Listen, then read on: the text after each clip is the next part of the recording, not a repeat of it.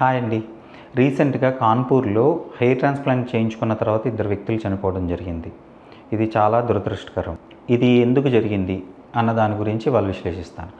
ఈ రీసెంట్‌గా మనకి ఎక్కడంటే అక్కడ క్లినిక్స్ ఓపెన్ అయ్యి హెయిర్ ట్రాన్స్‌ప్లాంట్ చేస్తాము అని చెప్పి చాలా సెంటర్స్ వస్తున్నాయి. ఈ హెయిర్ ట్రాన్స్‌ప్లాంట్ అనేది చాలా సింపుల్ ప్రొసీజర్ కింద అనుకుంటున్నారు. అయితే ఇది జనరల్‌గా హెయిర్ ట్రాన్స్‌ప్లాంట్ అన్నది ఒక ఎన్ఎంసీ గైడ్లైన్స్ ప్రకారం ఒక ప్లాస్టిక్ సర్జన్ కానీ ఒక డర్మటాలజిస్ట్ కానీ చేయాల్సి వస్తుంది.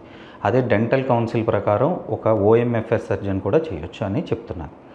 అయితే మనకి ఈ క్లినిక్స్ హెయిర్ ట్రాన్స్ప్లాంట్ క్లినిక్స్ ఎక్కువైపోయి ఎవరంటే వాళ్ళు టెక్నీషియన్స్ వీళ్ళు చేయడం అవి ఇన్ఫెక్షన్కి లీడ్ అయ్యి సెప్టిసిమియాకి వెళ్ళి అలా కాంప్లికేషన్స్ డెవలప్ అయ్యి డెత్ దాకా లీడ్ అవుతుంది.